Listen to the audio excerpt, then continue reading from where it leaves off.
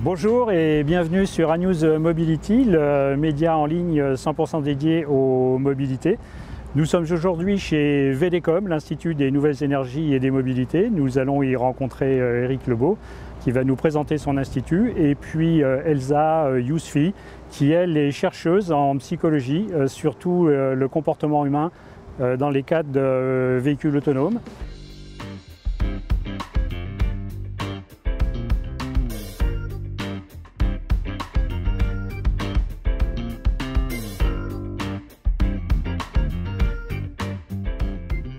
Bonjour Éric Lebeau, vous êtes le directeur général de l'Institut VDCOM. Depuis combien de temps maintenant? Alors, je suis directeur de l'Institut depuis le 1er novembre de l'année dernière, 2021. Alors avant d'arriver chez VDCOM, donc cet institut, vous faisiez quoi? Vous avez travaillé, je crois, pour les constructeurs, dont un constructeur français qui s'appelle Renault. J'ai rejoint l'Institut après un parcours industriel. Moi, je suis ingénieur de formation. J'ai eu une carrière assez longue chez un des constructeurs automobiles. Et j'ai occupé des fonctions assez diverses, d'abord dans l'informatique, ce qu'on appelle le digital maintenant, puis dans le management de projets et le pilotage de projets de véhicules, de conception véhicules, et puis de management de l'ingénierie de façon générale avant de rejoindre la partie plutôt recherche et amont de l'entreprise, qui m'a amené à arriver à l'Institut VDCOM. Alors c'est quoi VDCOM? Alors VDCOM est un institut pour la transition énergétique, c'est ce que veut dire ITE. En fait, c'est un institut de recherche qui travaille sur les mobilités. C'est vraiment notre ADN. Et sur les mobilités donc, durables, donc qui sont à la fois décarbonées évidemment, mais aussi partagées. L'Institut a été créé en fait en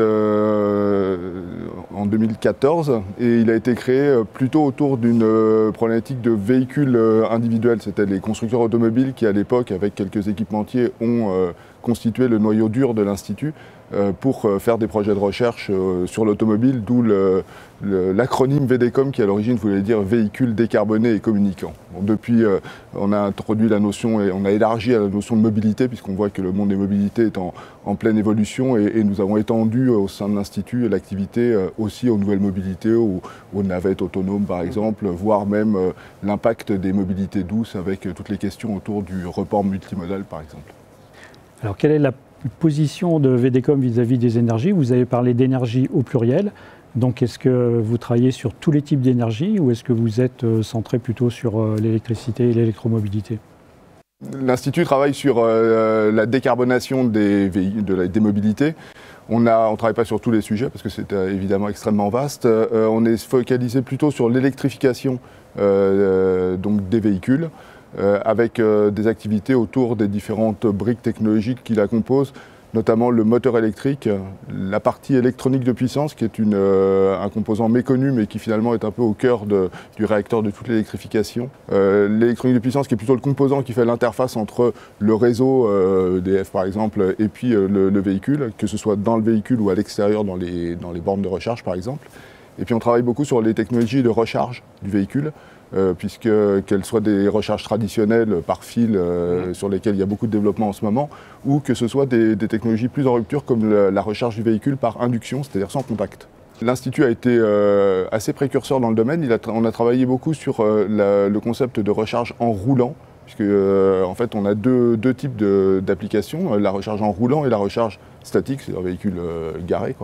L'intérêt de la recharge dynamique, c'est qu'elle peut permettre de diminuer la taille des batteries à terme, ce qui est un impact essentiel pour l'empreinte CO2, puisque fabriquer une batterie dans un véhicule électrique, c'est extrêmement coûteux en termes d'émissions de CO2. Et donc arriver à avoir des batteries plus petites, c'est vraiment un gros enjeu. Si on arrive à recharger le véhicule en roulant, forcément, on pourra mettre des batteries plus petites. Alors, l'induction est une technologie, une des principales difficultés, c'est pour ça qu'aujourd'hui on n'en a pas encore dans la rue. Il y a deux grandes difficultés. La première, les techniques, c'est qu'il faut que le rendement de l'induction soit suffisant, c'est-à-dire qu'on arrive à transférer suffisamment d'énergie entre le sol, entre les dispositifs qui sont fixes et le véhicule, pour que le véhicule puisse se recharger. Un véhicule, évidemment, en fonction de l'usage, si on est sur autoroute par exemple, si on a un gros véhicule, il a besoin de plus d'apport d'énergie, donc c'est une des difficultés, c'est un des sujets sur lesquels on a travaillé. Aujourd'hui, on travaille sur des dispositifs qui permettent de transférer de l'ordre de 30 kW du sol au véhicule, ce qui permet par exemple de maintenir une vitesse stabilisée d'un véhicule particulier sur autoroute à 120-130. Donc ça, c'est le premier sujet. Le deuxième sujet, et c'est encore plus compliqué, c'est qu'il va falloir équiper les infrastructures. Donc il faut installer sur les routes, évidemment, des bobines et tous les équipements qui vont permettre de faire la recharge.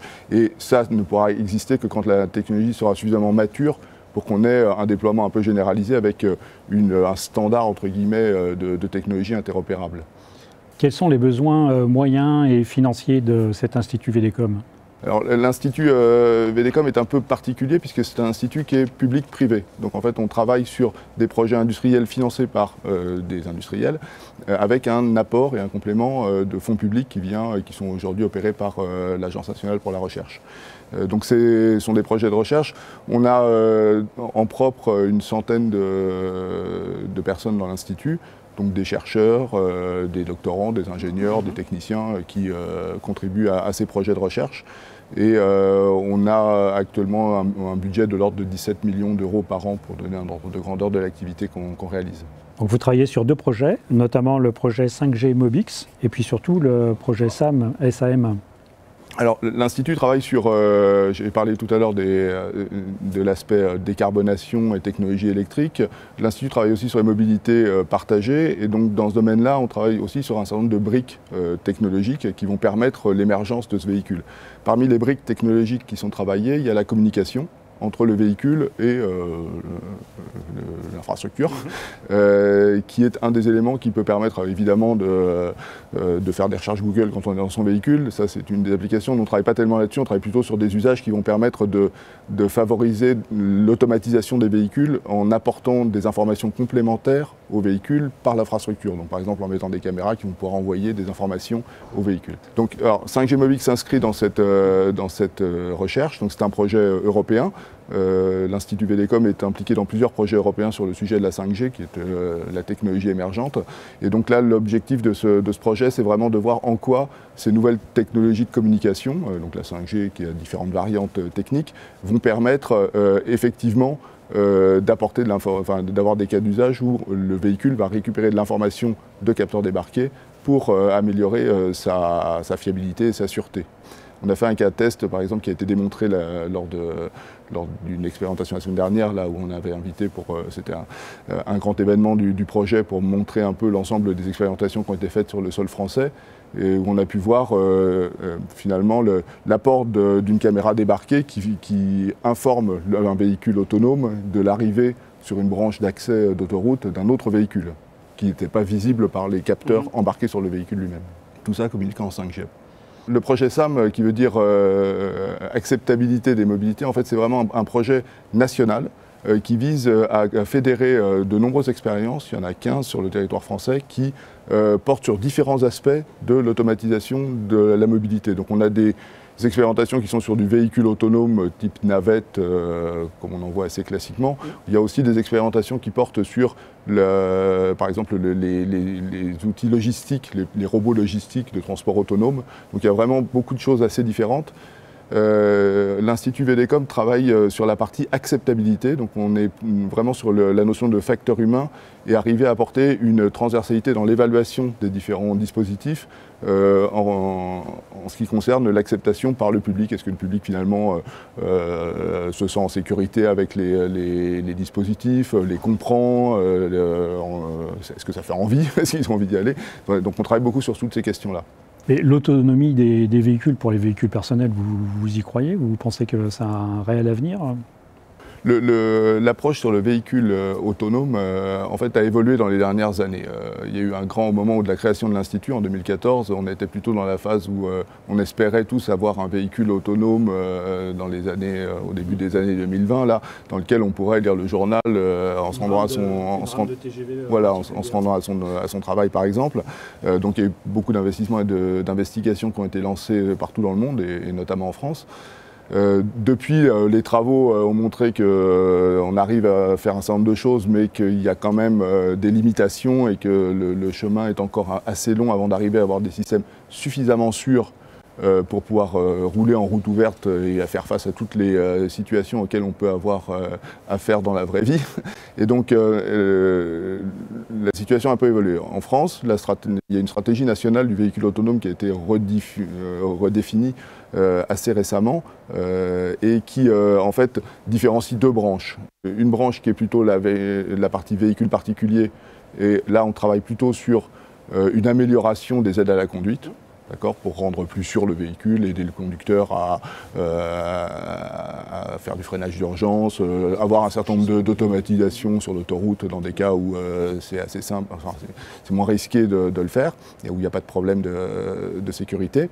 Et puis la deuxième branche est plutôt sur justement les navettes, les services de transport public ou privé, mais enfin en tout cas partagés, pour lesquels on voit un vrai intérêt, mais on serait plutôt sur des cas d'application plus limités, donc on n'est pas en route complètement ouverte dans toutes les conditions, on serait plutôt sur des voies privées ou des parcours prédéfinis ou des zones au moins parfaitement identifiées, de façon à ce qu'on réduise un peu la complexité du problème et qu'on améliore la qualité de la sécurité.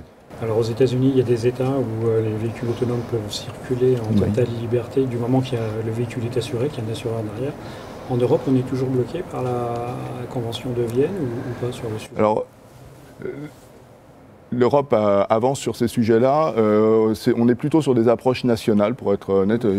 Chacun des pays a des politiques un petit peu spécifiques. En France, on est plutôt en avance sur l'aspect réglementaire, avec la loi, la LOM, qui a permis, selon un certain nombre d'engagements des uns et des autres, mais d'arriver à avoir des démonstrations, enfin vraiment non seulement des démonstrations, mais des services opérationnels en route ouverte, avec un certain nombre de conditions qui sont prédéfinies, mais il est maintenant possible de commencer à avoir des expérimentations de ce type-là. Donc ça avance progressivement. On n'est pas bloqué par... je ne pense pas que ce soit aujourd'hui la réglementation qui bloque le déploiement. C'est plutôt à la fois la technologie et puis les business models derrière, parce qu'aujourd'hui faire ces véhicules autonomes sont quand même très coûteux, puisqu'on est obligé d'embarquer beaucoup de technologie. Alors vous fonctionnez avec des membres et des partenaires. Donc, est-ce que vous pouvez nous en dire un petit peu plus sur les membres dans un premier temps et ensuite sur les partenaires, qui sont institutionnels, publics, etc., privés? Les membres de l'Institut, historiquement, étaient d'abord les constructeurs automobiles français, donc Renault et PSA, maintenant Stellantis, ainsi qu'un certain nombre d'équipementiers, donc on avait Valeo, Continental par exemple, qui sont dans le paysage. On a plutôt étendu dans une direction un peu différente depuis quelques années, en faisant rentrer par exemple EDF qui intervient sur les parties recharge électrique et toutes ces problématiques-là. On a également Total Energy qui contribue à un certain nombre de projets. On a dans d'autres domaines Atos par exemple qui est sur la partie plutôt digitale. On a également des infrastructeurs, enfin des constructeurs d'infrastructures qui sont avec nous. On a des opérateurs de mobilité comme Transdev historiquement et puis également RATP qui maintenant commence à contribuer à un certain nombre de projets. Donc des membres qui se sont un peu diversifiés. La mobilité maintenant est un carrefour entre de nombreuses filières et donc c'est un des rôles qu'on s'emploie à jouer et à améliorer encore, c'est d'être vraiment au carrefour de toutes ces filières pour permettre l'émergence de l'innovation et faire de la recherche collaborative, ce qui est quand même la raison d'être de l'Institut. En plus des industriels, on a des partenaires académiques et des partenaires territoriaux. Côté territorial, on travaille d'abord avec les gens qui nous entourent, donc le département des Yvelines qui a soutenu l'Institut depuis sa création, Versailles Grand Parc avec lequel on a mené un certain nombre d'expérimentations, le plateau de Saclay, la région Île-de-France. Et puis côté académique, on travaille avec de nombreux instituts. Donc dans le cœur de l'institut, on a l'université Gustave Eiffel, l'université Versailles-Saint-Quentin en Yvelines. Et puis on a également plusieurs écoles qui sont dans le noyau dur de la gouvernance de l'institut, comme l'ESTACA ou les CIGELEC. On travaille également avec Centrale Supélec et avec tout le plateau de Saclay de façon générale. Et pour terminer, donc la mobilité, ou plutôt les mobilités, c'est multimodal. Donc on travaille avec le ferroviaire, la route, l'aérien, le naval, le spatial, pourquoi pas. Donc vous travaillez uniquement sur le terrestre, mais peut-être un peu avec le rail? VDCOM travaille d'abord sur les mobilités terrestres. C'est déjà un champ assez vaste et on travaille plutôt dans ce cadre-là sur l'hybridation entre du transport de personnes et du transport de biens, par exemple, où on pense qu'il y a pas mal de synergies à faire. En ce qui concerne l'articulation avec les autres modes de transport, qu'il soit fluvial, maritime, aérien ou rail, on a aujourd'hui assez peu de projets qui sont directement avec les uns ou les autres. On est en train de regarder sur l'aspect multimodalité, notamment avec la partie rail, qui est assez naturellement, quand on va vouloir commencer à mettre, et c'est un des sujets sur lesquels on travaille, des hubs de mobilité. Donc c'est des endroits, finalement, par exemple un parking de covoiturage qu'on va pouvoir mettre à côté d'une gare de train, par exemple. Donc là, on peut commencer à avoir des vraies articulations. Ça, c'est un biais. Il y a un autre sujet sur lequel on commence à être d'ailleurs en discussion avec des grands opérateurs du train. C'est, vous le savez, la SNCF réfléchit à réutiliser des voies un peu utilisées ou désaffectées, d'anciennes lignes, en mettant des mobiles plus petits, plus autonomes, électriques. Donc on retombe sur un certain nombre des compétences clés de l'Institut. Donc merci Éric Lebeau de nous avoir présenté votre institut, son fonctionnement, ses moyens, son personnel, ses hommes, ses ingénieurs, etc. Merci encore. Merci. Et maintenant nous allons rejoindre Elsa Yousfi, qui est une chercheuse en matière de psychologie humaine à bord des véhicules autonomes. Donc nous allons la rejoindre tout de suite.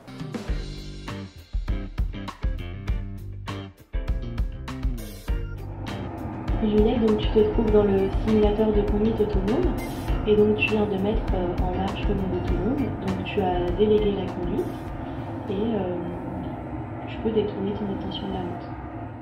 Bonjour Elsa Yousfi, vous êtes chargée de recherche en psychologie chez VDCOM. Vous y êtes depuis quand maintenant? Bonjour, je suis à VDCOM depuis maintenant bientôt 8 ans. J'ai intégré l'Institut en 2014 en tant que doctorante en psychologie. J'ai travaillé sur la délégation de conduite pour les véhicules particuliers. Donc je me suis intéressée à ce qu'on appelle le niveau 3 d'automatisation, qui va permettre au conducteur, pendant une période donnée, dans des conditions données, de pouvoir déléguer la conduite du véhicule à un système automatisé. Pendant ces périodes-là, le conducteur va pouvoir réaliser d'autres activités. Et moi, ce qui m'a intéressée, c'est le fait que dans ce niveau d'automatisation, on va pouvoir à certains moments demander au conducteur d'intervenir dans la conduite. Et c'est vraiment ce moment d'intervention du conducteur dans la conduite qui m'a intéressée, puisqu'on va demander au conducteur donc, de se désengager de la conduite, puis de reprendre le contrôle du véhicule. Et on sait que pendant ces périodes-là, va y avoir un fort enjeu lié à la sécurité, puisque en se réengageant dans la conduite, le conducteur va devoir reprendre beaucoup d'informations dans l'environnement, ce qui ne va pas faciliter sa prise de décision et ce qui peut avoir des influences au niveau de la sécurité. Alors il le fait lui-même de son plein gré ou il a des alertes sonores, visuelles? Comment vous fonctionnez? Alors il peut y avoir les deux cas de figure. Le conducteur peut décider de reprendre le contrôle du véhicule. Mais moi, les situations qui m'ont intéressée ont été celles où le véhicule se retrouvait dans une situation qu'il ne pouvait pas gérer et où il allait donc émettre des alertes à la fois visuelles et sonores pour que le conducteur reprenne le contrôle. Alors niveau 3, c'est un petit peu ce qu'on a déjà dans la plupart des véhicules aujourd'hui, ou on est plutôt à niveau 2? On est plus proche d'un niveau 2, puisque ce qui va différencier principalement le niveau 2 du niveau 3, c'est qu'au niveau 2, le conducteur doit rester attentif à la route et donc se tenir prêt vraiment à tout moment à reprendre le contrôle si jamais il détecte un comportement du véhicule qui ne serait pas adapté. Alors le niveau 3, on a quoi en plus? Eh bien, le niveau 3, on donnera la possibilité au conducteur donc, de vraiment détourner son attention de la route pendant les périodes de délégation. Et qui peuvent durer combien de temps? Ça dépendra en fait des performances des systèmes et aussi de l'environnement dans lequel se trouvera le véhicule. Donc plus l'environnement sera complexe, plus on peut imaginer que les périodes de délégation seront courtes. Quand la personne reprend la main, entre guillemets, sur le véhicule, est-ce que les gens reprennent, regardent leurs écrans, entendent tout ce qu'il faut, puis reprennent comme si de rien n'était? Ou on en est aujourd'hui, c'est quoi le comportement humain dans ces cas critiques, on va dire? Justement, ça va dépendre de pas mal de paramètres qui justement ont été étudiés pendant ma thèse. Par exemple, ça va dépendre du temps qu'on va laisser au conducteur pour reprendre le contrôle. Donc, vous vous en doutez, mais moins on va laisser de temps au conducteur pour reprendre le contrôle, donc plus la situation va être dangereuses et moins la réaction du conducteur et surtout sa prise de décision va être adaptée à la situation, ce qui va justement dégrader ses performances et la sécurité. Par exemple, les travaux qui ont été menés à l'Institut VDCOM ont pu permettre de donner des indications sur le budget temporel qu'on allait devoir donner au conducteur pour qu'il reprenne la main. Donc ce qui peut avoir des influences après sur la façon dont les véhicules autonomes vont fonctionner. Le niveau 5, alors, le Graal, c'est quoi et c'est pour quand? Alors c'est un petit peu difficile de répondre encore une fois, mais effectivement le niveau 5, ça peut avoir des applications sur tout ce qui va être transport public. Et on voit qu'actuellement il y a beaucoup d'expérimentations pour créer des lignes de navettes autonomes qui vont desservir des points particuliers. Et où donc là on voit qu'il y a quand même beaucoup de développement, beaucoup d'expérimentations et de choses qui sont mises en marche. Et ça va avoir, on va pouvoir voir des transformations d'usage et ça va pouvoir toucher des publics différents. Je pensais notamment à tout ce qui va être personnes âgées éloignées de la conduite. Et on voit qu'au niveau 5, là, éventuellement, ces personnes-là vont pouvoir bénéficier d'une option de mobilité supplémentaire. Et essayer aussi de voir comment ces évolutions technologiques elles peuvent bénéficier au plus grand nombre. Je pense notamment aux personnes en situation de handicap où on est en train de commencer à mener des études sur ce sujet-là pour que les futurs véhicules puissent être accessibles à ces personnes-là et qu'on ne les laisse pas de côté dans ces développements-là. D'accord, eh bien merci Elsa pour votre travail et vos explications. Merci à vous.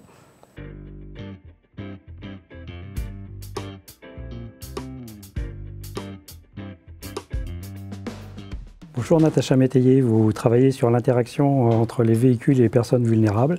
Ça consiste en quoi et c'est pourquoi faire? Alors, donc moi je suis chercheure en psychologie et ergonomie cognitive et donc effectivement je travaille sur les interactions. Alors comme Elsa. Comme Elsa, tout à fait, exactement. Et donc je travaille sur les interactions véhicules et usagers vulnérables afin de sécuriser et améliorer ces interactions. Si je prends un petit peu le contexte, imaginons dans quelques années nous ayons des véhicules autonomes qui circulent dans nos villes, donc 100% autonomes. Donc potentiellement on peut avoir des véhicules qui circulent où il n'y a plus aucun humain à l'intérieur, plus de conducteur.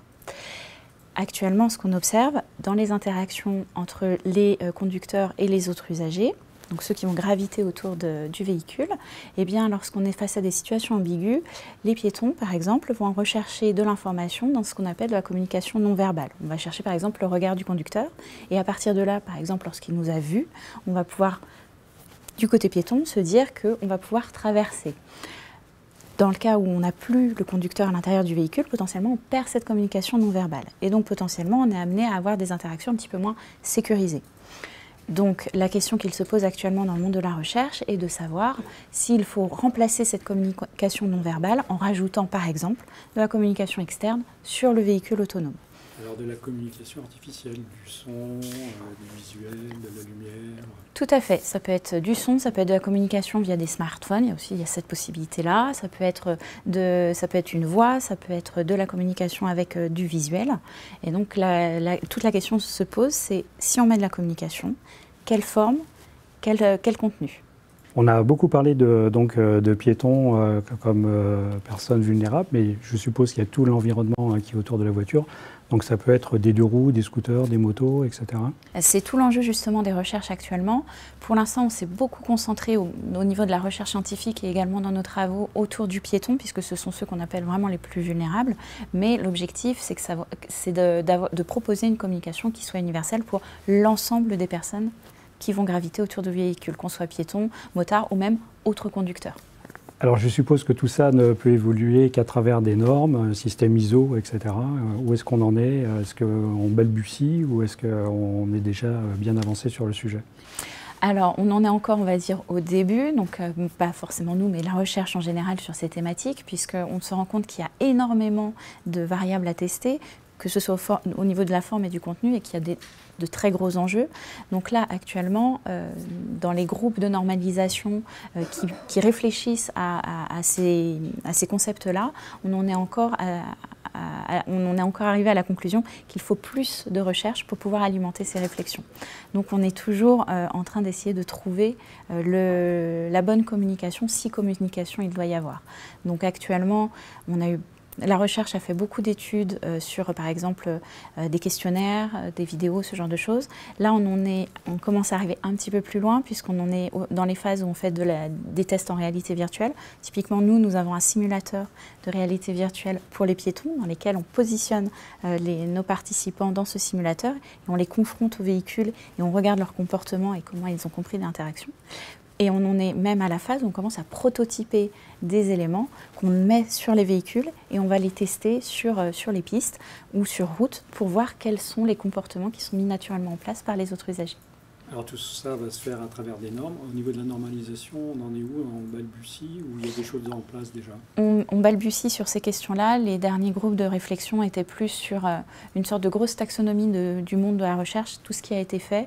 Il y a déjà des premières grandes recommandations sur notamment le contenu. Par exemple, les premières recommandations des groupes ISO sont de ne pas fournir du contenu qui incite un comportement. Par exemple, ne pas inciter les gens, par exemple, à traverser, puisqu'il y a de gros problèmes de sécurité pour savoir à qui le message s'adresse. Parce que si, par exemple, nous avons 3 piétons sur un trottoir à différentes distances, quand on a un message qui dit « vous pouvez traverser », à qui est-ce qu'il s'adresse?